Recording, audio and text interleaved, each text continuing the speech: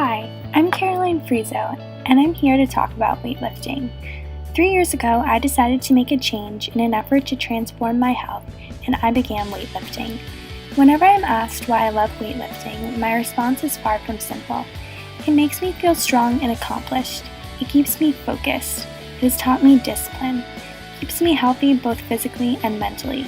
It's really just a part of who I am. I never really questioned whether gender had an influence on participation in weightlifting until I arrived at college. At home, I would always train privately and never really experienced an open gym setting. My first day training at Wake Forest, my utopian vision of a gym with a fully integrated community of weightlifters was shattered. I remember my first experience lifting weights in the gym at Wake Forest.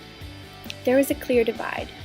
The aerobic machines, treadmills, ellipticals were all occupied by women, but when I entered the weight room, it was the opposite.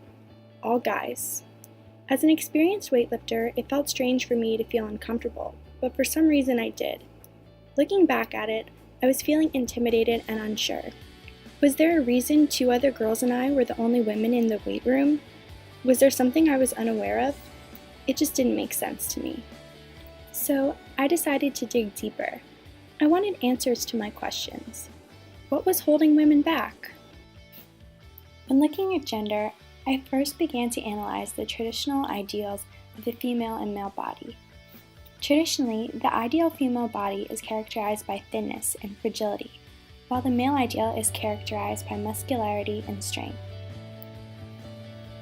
Often, perceived ideals can lead to gender stereotyping and misjudgments.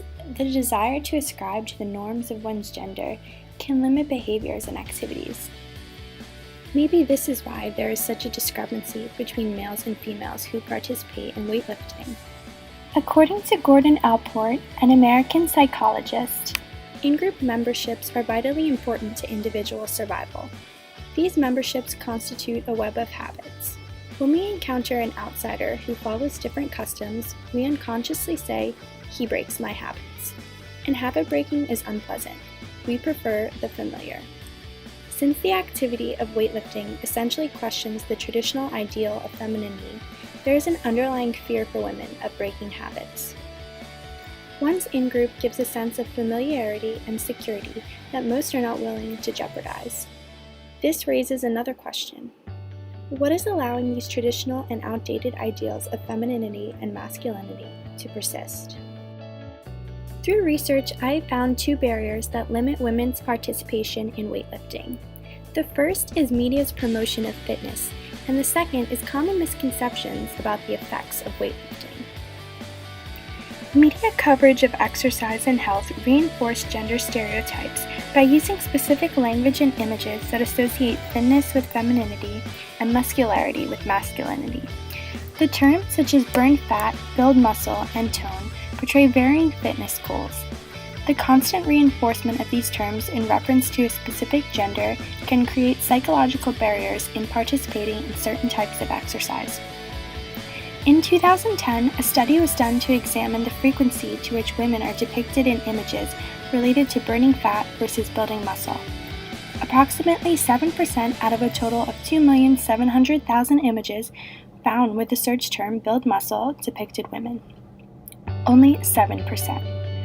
Further, in this research study, it was found that from approximately 2007 to 2010, the majority of images depicting women supported the exercise goal of burning fat, commonly associated with cardio. Besides the images that we see on the internet, consider all of the magazines that we read. What kinds of messages are they sending? What do the people on the covers usually look like? Men's and women's magazines are pretty different, right? In a comparison of men's and women's fitness magazines, it was found that more commonly women's magazines promote diet and exercise for the purpose of slimming down as opposed to bulking up or building muscle. As I previously mentioned, the second barrier to women's participation in weightlifting is common misconceptions and myths about weightlifting. A common misconception to weightlifting is that it will make women look like a man or become too muscular. Personal trainer Karen Zoppi commented on this misconception, referencing a few of her female clients who've expressed disinterest in weightlifting for fear of looking too manly.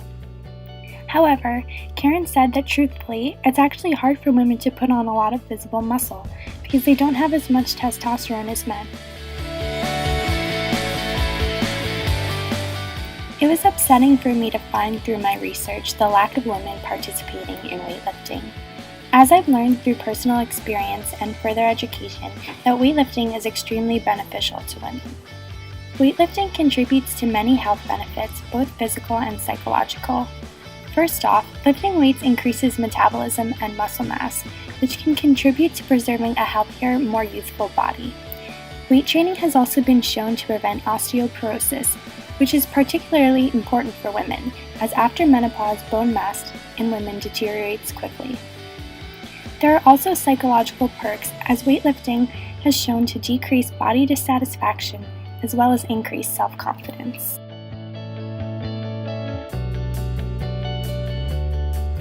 The important thing now is to determine how traditional ideals of femininity and the body can be marginalized so to support women's capabilities and healthiness. The big question is, how can female weightlifters become a larger, encompassing, and welcoming group for women? With the cooperation of media and the debunking of common myths, I believe this is possible. I said it before and I'll say it again, weightlifting makes me feel strong and powerful. In an interview with my personal trainer, Karen Zappi, I asked her to comment on why she thinks women should participate in weightlifting.